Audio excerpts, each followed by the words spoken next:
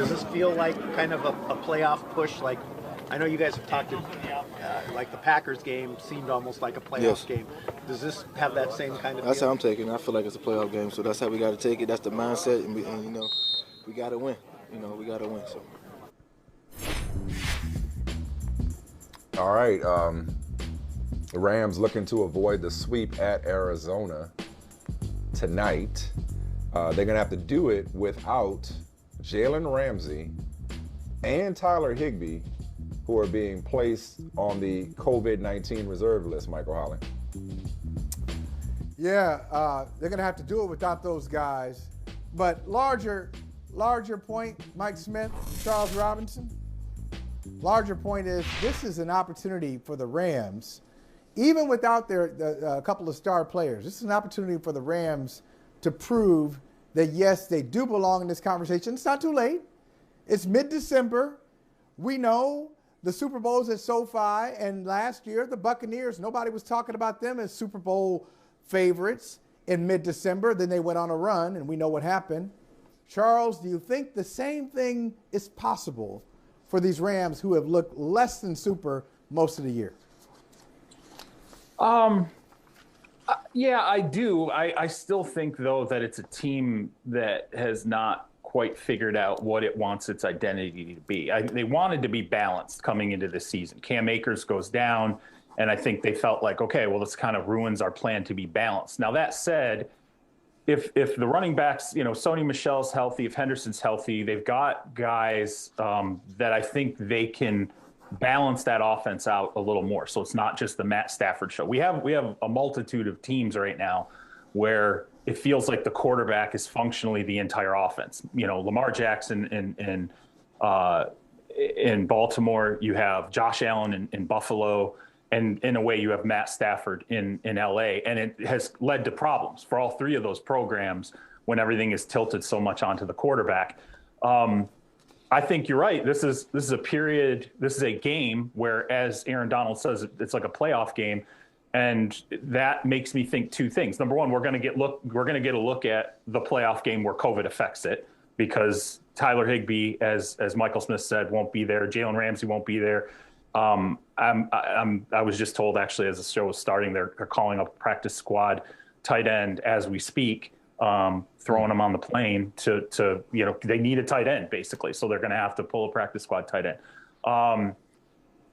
So there's that one aspect. And then the other aspect of, are they good enough? Are they strong enough mentally to fight through this kind of adversity? They're talented enough. If everyone's healthy and people aren't on COVID, and I don't think there's any question that defensively they've got the talent to be a contender in the NFC, but I still think there are balance issues there. And when I look out at the rest of the NFC, Green Bay is a better team right now than they are. Tampa Bay is a better team right now than they are. Arizona is a better team right now than they are. You can prove it tonight, but you got to prove it. So all those other three teams that I just mentioned, by the way, have proven it now down the stretch that they should be considered the three elite teams in the NFC. Yeah, I got enough of a losing streak going to Michael. You ain't got to worry about me making no grand proclamations about the Rams going into tonight. I like Arizona. Over in the AFC, Charles, I'm not sure, because the AFC, obviously the NFC has been kind of like this very top heavy, as you just laid out. But the AFC, it feels like more so than the NFC this year, it's been week to week in terms of who the best team is. I'm not sure at what point, if at all, you began to question Kansas City's place in that pantheon. But right about now, they look like they're in playoff form. Right. I was telling Michael earlier, I hate the cliche, the team that nobody wants to play, because they're in the playoffs. Everybody's probably good, with a few exceptions. Not to mention, if you're playing them, that means you're in the playoffs. So yeah, you want to play them because you want to be in the playoffs. So I just hate that clip. But however, given what they're doing defensively, right, Kansas City might be that team. They might be the scariest team in pro football, given what they're doing defensively and what they can do offensively. If you are going to pick the team that is ramping it up defensively the way a la Tampa Bay in 2020, it's actually the Chiefs. That's what the Chiefs are doing right now. If you've paid attention to what's happening with the Chiefs during this turnaround, it is a defensive turnaround. Even the game against the Raiders, people are going to look at that and they're going to, wow, it's a total blowout. Halftime, they'd housed them, all this stuff. That's true, but they did it in a couple of different ways. Number one, they were balanced. You're seeing contributions in the running game. You're seeing Patrick Mahomes. He had he was 20 for 24. I think that was his line.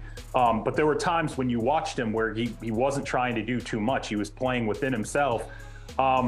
Josh Gordon got, finally worked into the offense. But then I think defensively, that's what's really impressive. You don't have any more of these clips of Tran Matthew holding his hands up going, what just happened on that play. They're not blowing plays, blowing assignments in the secondary. They've gotten more healthy. The front end of that defense that I questioned whether they could, get back to the table. Once Chris Jones went back inside, Frank Clark started to show up again. They've just completely changed. Melvin Ingram, adding Melvin Ingram obviously was able to allow them to sort of reshuffle that deck in the front and get guys back into the spots where they felt like they were at their peak. So I think it's the defensive story out of Kansas City. And I still think people are going to look at that Raiders game and think, oh, the offense is back.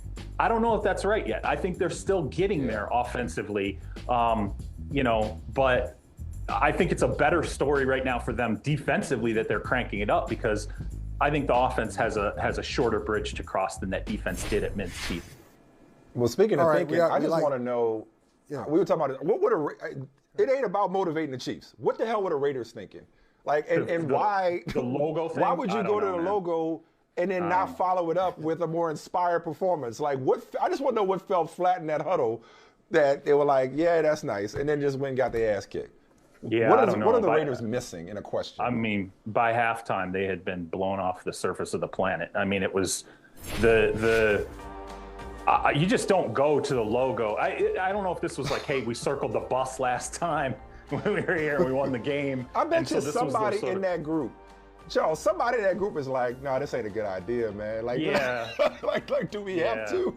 Yeah, this is there will be the hunt for whose idea. Well, there you go. I mean, he got somebody calling. Yeah. This is the I grew up as a Pistons fan. It was always who organized the walk-off against the Bulls, and it took us 20 years before Bill Laimbeer was like, yeah, actually that was me. That was my bad idea. No, this is when keeping it real goes wrong. That's when keeping it real goes wrong right there. They knew in that moment that they had messed up.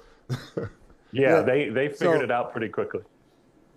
So, Charles, you have to pick one, that exercise. Pick one. We got three in the AFC. We got the Chiefs, we got the Patriots, we got the Titans. Pick one of those teams to roll with for the rest of the year, all the way to L.A. Who is it? Did we just talk about them, or is it one of the other two? I'm feeling really good about the Chiefs. I am. Here's the thing about New England. I've kind of gotten into arguments with people on Twitter about this, is that as much as I like New England. Of course you have. They're Patriots fans, right? Of course you. Of course you got into arguments on Twitter. I've tried to make the point that at some point Mac Jones is going to have to throw 40 passes in a playoff game. And everyone's like, he's already thrown 40 passes this season, and I'm like, listen, you've had 20 years of understanding how the postseason's a different animal. You should know better than any other fan base that just because a guy did it, particularly a rookie, did it during the course of a regular season. You're going to come up against teams that are much sharper, better, more talented, more prepared, better coached. You're going to play it in a tougher climate. Even if it is in Gillette, it's still going to be a different climate than it was in October or November or even December. And I don't know yet if I simply don't have the data to show me that Mac Jones is ready to handle that. And he's been ready to handle a lot. I'll give that to him. He's the offensive rookie of the year. I'll give that to him. But if you're asking me to judge them against the Chiefs are filled with guys who have done it, okay? They're filled with veteran players. They're filled with playoff tested players. And oh, by the way, a head coaching staff, a coach and a ancillary coaching staff that also has all that experience as well. That's not to say, obviously, it's Bill Belichick in New England, but there's no comparison to me from the experience standpoint and the who do you trust standpoint that I'm going to continue to lead into the Chiefs. And I think if we went back and looked at how we talked about the Chiefs, even at the lowest points during the season, we were still kind of like, let's see. Like, okay, it's not going well. Yes, but I mean, are we sure that we're just seeing this team fall apart that has been so immaculate for a number of years? Or are they just running into a situation where a lot of things are going wrong? Let's let this play itself out. And I think I even invoked Tampa Bay when we would talk about that, where I was like, hey, last year, there were times I'm looking at the Bucs saying, I don't know what to think about this team, and I don't think they're going to get there. And then what did they do? They showed that they were able to pull it together. So if, you know, why not feel, especially in this season again, like why? It's fine. Let the Chiefs go ahead and come back into that conversation at the top and, you know, get back to where they were. Early in the win streak, they knocked off Green Bay, absent Aaron Rodgers, of course, when he was out with COVID. Now COVID is the least of Aaron Rodgers' concerns. COVID and his honesty or lack thereof, the least of the Packers' concerns when it comes to Aaron Rodgers. How much of a concern up in Green Bay is his toe, which he said yesterday suffered a setback? It's I don't know. I mean, I guess it's all the information. It didn't look like it bothered him, and you know, it's what I think. What bothers me about it is like Matt LaFleur is like, I don't know. I guess what Aaron tells me is this or that, or I guess until I see it on the field, you know, where it's something where it's clear that there's an issue. It's like we're watching Josh Allen yesterday. Down the stretch, you're like, wow, yeah, you know, even though he's lighting it up and he's brought them back in the game, he clearly is suffering. I'm watching him and you can see there's an issue. It's like Russ coming off of the hand injury. It's like Joe Burrow at times, you know, a week ago coming, you know, trying to work his way through that hand injury. You could see all those on the field. Rodgers, I'm not seeing it. I'm seeing a guy who's playing at an MVP level. And even if he says he suffered a setback, you know, and that means less practice reps for him or whatever, I think he's been fine with that. So until it pops up on a Sunday, I don't know if it's just a management issue or whatnot, but, you know, he's handling it the way he wants to handle it. He says no surgery. You have to yield to that. If he's saying no surgery, I don't want to do that, then you just lean into it and you let him manage it the way he wants to manage it. And real quick, speaking of bad ideas, we would be remiss if we did not mention Robert Quinn for some strange reason. And I don't know, maybe he does this all the time. I don't pay attention enough to Robert Quinn's sack celebrations. But for some strange reason, deciding to mock the discount double check championship belt, at the beginning of the game against your team owner. That as Devontae Adams said, when has that ever worked out well? They just need to go ahead and hyphenate Rodgers' nameplate every time he plays the Bears. It'll be Rodgers -Hallis -McCaskey. Because I think he's part of the fam. He's part of the Bears fam at this point. Yeah. Hey, Mike, Della Reese was just fine after her toe injury. Aaron Rodgers be all right, man. It's true. That's true. Not a problem. She did survive. Another guy that's been beat up quite a bit is Baker. We thought that the drama was shipped off to L.A. Now Baker is talking about them getting conservative, and there's some investigations, and I'm seeing some articles written about, like, wait a second, is it really all good in Cleveland? Even though the Browns are still in the hunt, they survived against Baltimore. A lot of, going back to Eddie Murphy, Michael Holley, a lot of innuendo. About being shared as it relates to the relationship between him and Kevin Stefanski. What can you tell us?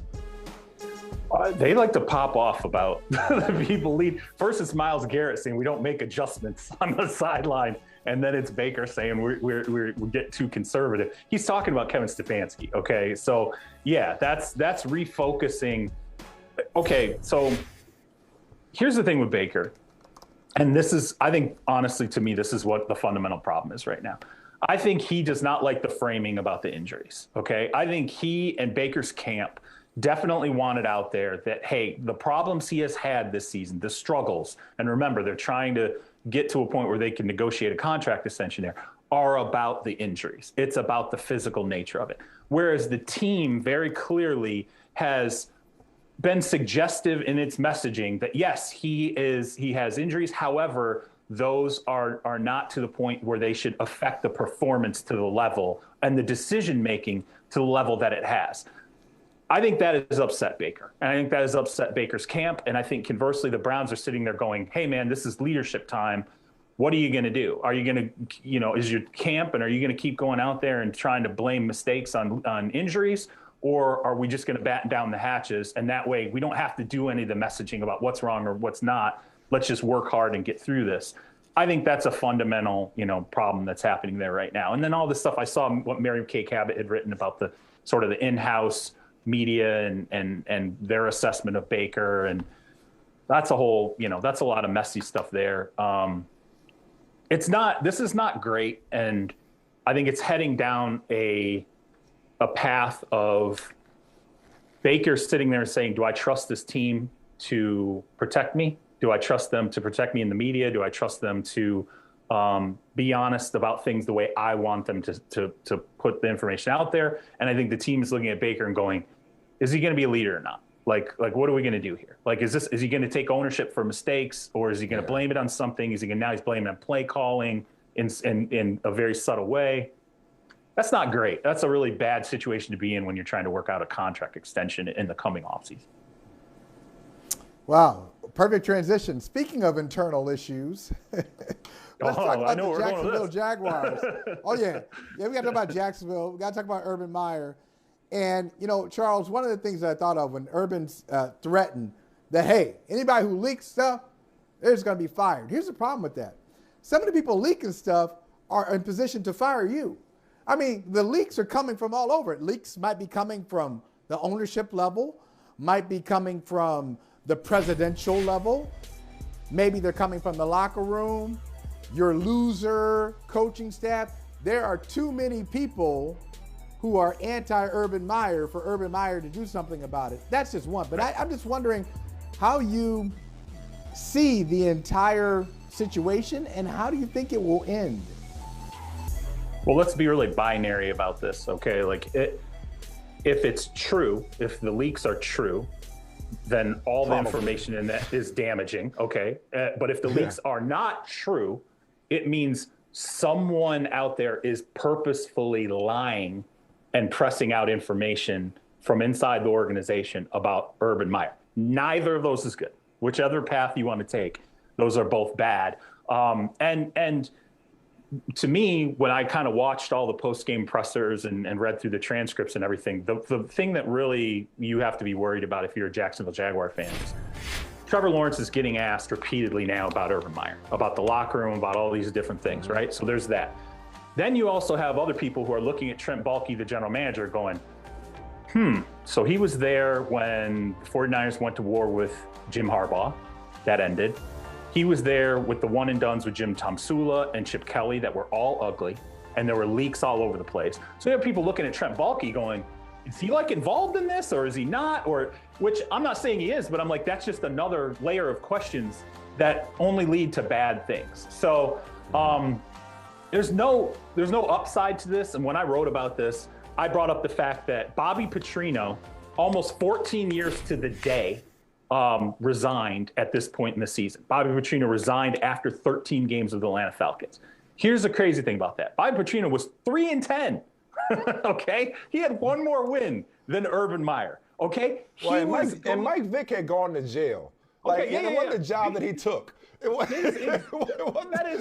fairness to Bobby Petrino. I know. Said right, no right, one right. ever. But yet here we are today where I was like, and he was coaching a season in which his presumed starting quarterback was being prosecuted by the feds and not on the team. And so now the difference was Bobby quit. He snuck out, he quit. Mike Zimmer called him a coward. And so, Urban presses on. But fundamentally behind all of this, Urban Meyer signed what is believed to be a 6-year contract. And an agent that I've spoken with who keeps very good information and data, he does a lot of coach contracts, told me is his understanding Urban Meyer is making $9 million a season. So he has 5 years plus the remainder of this season, potentially, and $9 million a clip for the remainder of that contract. That is what is protecting him, okay? So you want to know what's protecting him? Go and watch Wolf of Wall Street. You see where the woman's got all the money taped to her body? That's his Kevlar vest. It's all technically the that is guaranteed money. You got $1 million all over your body. Technically, you do work for me. You do work for me, right? No, but Charles, listen to this though. Listen to this. So Urban Meyer was asked about Andre Cisco playing more. Again, he's been asked about this apparently before. He said, Cisco is playing a little bit more, I believe. I don't have his numbers in front of me. Apparently, Andre Cisco played 0 defensive snaps yesterday, which leads me to this question. What exactly does Urban Meyer do? Because he seems not only disinterested, disengaged, but he also seems completely disconnected from his football operation that he is being paid, that you just pointed out, $9 million a year. This is funny to Michael. $9 million because he saw this coming. $9 million a year to oversee. He doesn't know about the running back rotation, or at least he'll have us believe. There was another instance, it escapes me because I get lost in all the Urban Meyer missteps. There was another instance where it was like, yo, this is game management. That's your purview. That's your job. It was something else that Trevor Lawrence had to answer to this year. So if Urban Meyer does nothing other than make everybody miserable and throw people under the bus and threaten to fire leakers, exactly what value is he bringing that eating his contract wouldn't offset? Because if anything, he seems to be more of a hindrance than a value add at this point. He seems to be holding the organization back. Well, okay, there's 2 ways to look at this. Actually, there's only really one way to look at it. We talked about the salary. It's a $100 million decision, okay? So if you fire him now, you're going to pay out whatever, $50 million. You're going to have to pay $50 million to the coach who replaces him, okay? And a new staff. Owners and a new staff. Owners have a hard time admitting small mistakes. It's a really hard time admitting a big mistake. And the $100 million mistake is a very big mistake, okay? So there's that. But as you said about what is he doing, I think the whole ball game, everything, we can talk about the resumes. I have a winning resume. He doesn't have a winning resume, whatever, all the things that came out, whether coaches, players, all the stuff. The whole ball game, the whole enchilada here is Trevor Lawrence. Okay, it is. It's Trevor Lawrence. It is. It is. It's the end game, right? This is the foundational piece moving forward that we cannot screw up. And once it becomes a hindrance to Trevor Lawrence, who, by the way, looked like he's regressing, Sunday was the worst game he's played this season. Then, as an owner, you have to sit there and go, am I going to allow this thing that we have that has to be the centerpiece to be damaged by this? And if I am, now it's on me. Okay, now and here's the one thing I want to mention about Lawrence that came out in the reporting. If Trevor Lawrence has to go to Urban Meyer and ask Urban Meyer why James Robinson is not playing more, that is a fundamental red flag that he is now being affected by what is going wrong inside the organization. To me, that is a clear as day sign where your rookie, #1 draft pick quarterback has to come to you and go, this guy is our best running back. Why is he not on the field? That is a glaring example of a player who is now looking at a situation that affects him and saying, I don't understand this. That's scary. All right, man. We appreciate you, Charles Robinson. Thank you so much. And definitely thank you for the Wolf of Wall Street pull. One of my all-time favorites. Yeah. That's what I think about. Every time people are like, just fire him, I'm like, but he's standing there with all the stacks, just all like Velcro to his body. That's what Urban Meyer is. All that guaranteed money is a big Kevlar vest right now. At least twice a day. You got to pump those numbers up, Charles. The rookie numbers in this racket. Hey, thanks for watching Brother from Another on YouTube. Make sure you hit subscribe before you leave, and be sure to watch us 3 to 5 p.m. Eastern Time on Peacock. Appreciate you.